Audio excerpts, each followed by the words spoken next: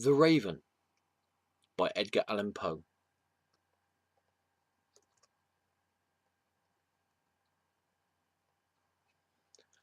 Once upon a midnight dreary, while I pondered, weak and weary, over many a quaint and curious volume of forgotten lore, while I nodded, nearly napping, suddenly there came a tapping, as of someone gently rapping at my chamber door.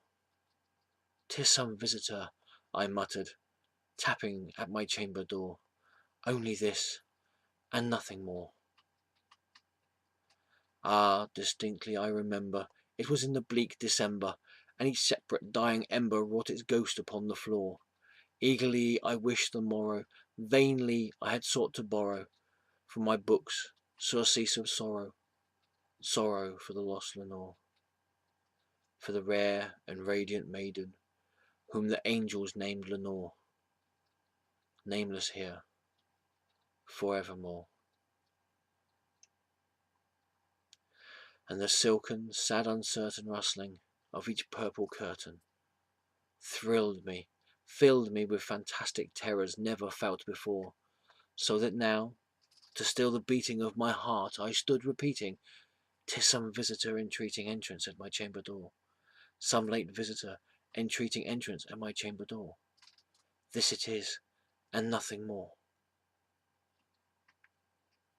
Presently my soul grew stronger, hesitating then no longer. "Sir," said I, "or madam, truly your forgiveness I implore, but the fact is, I was napping, and so gently you came rapping, and so faintly you came tapping at my chamber door, that I scarce was sure I heard you."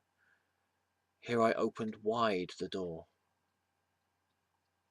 Darkness there, and nothing more.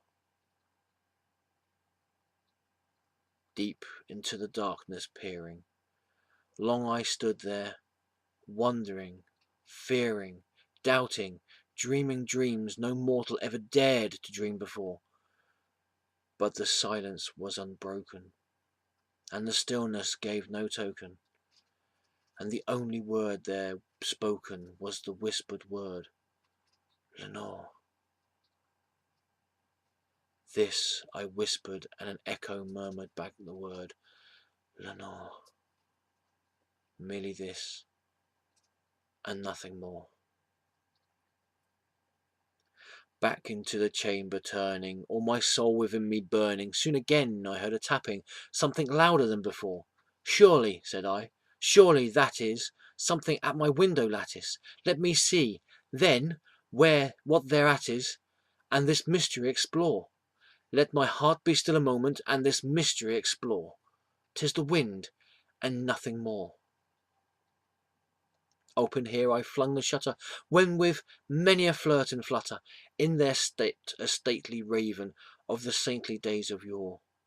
Not the least obeisant made he, not a minute stopped or stayed he, but with mine of lord or lady perched above my chamber door, perched above a bust of Pallas, just above my chamber door, perched and sat, and nothing more.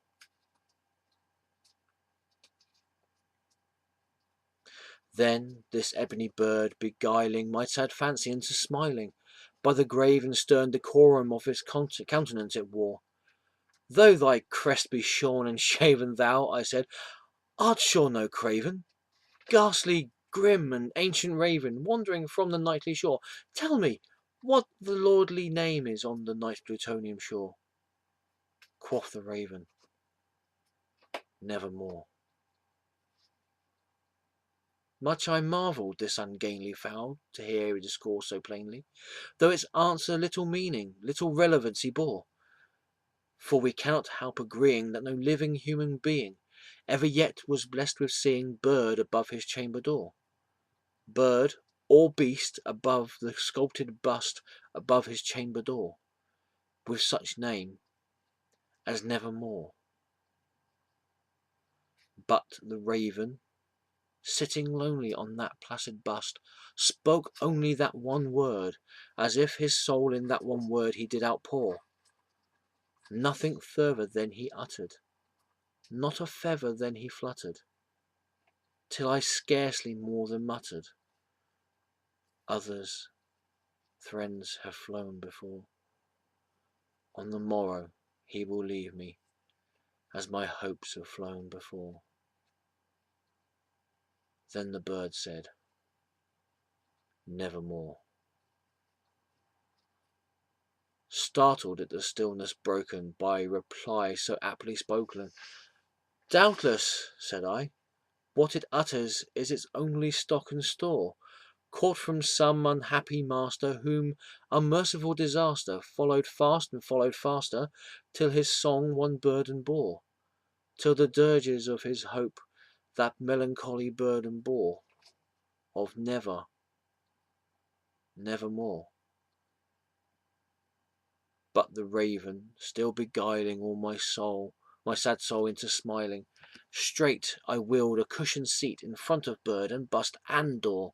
Then, upon the velvet sinking, I betook myself to thinking, fancy unto fancy, thinking what this ominous bird of yore, what this grim, ungainly, ghastly, gaunt, and ominous bird of yore meant in croaking, nevermore. Thus I sat engaged in guessing, but no syllable expressing, to the fowl, whose fiery eyes now burned into my bosom's core. This and more I sat divining, with my head at ease reclining, on the cushion's velvet lining that the lamplight gloated o'er,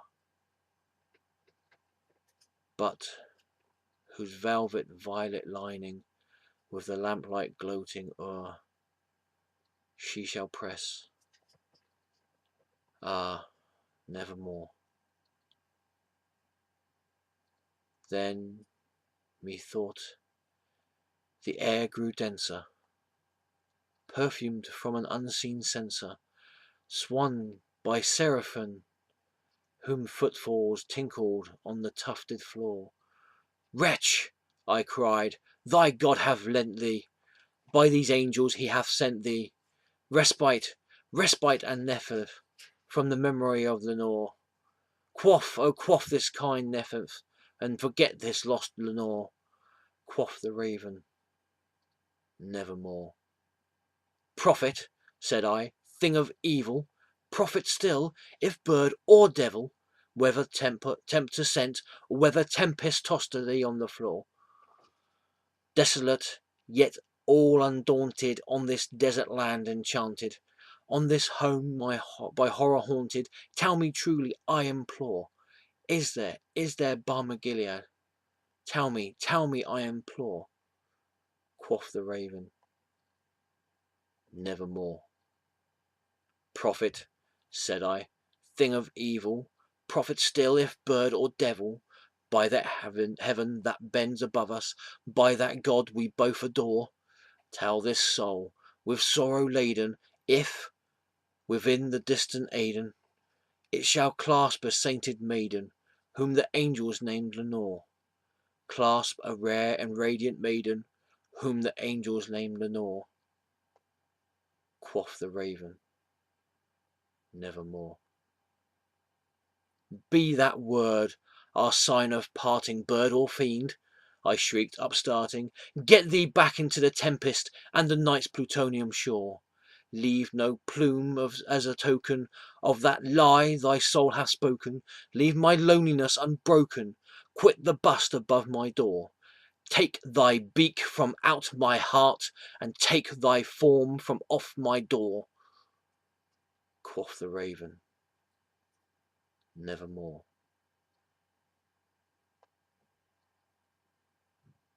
And the raven, never flitting, still is sitting, still is sitting on the pallid bust of Pallas, just above my chamber door, and his eyes have all the seeming of a demon's that is dreaming, and the lamplight o'er him streaming throws his shadow on the floor, and my soul from out that shadow that lies floating on the floor. shall be lifted nevermore.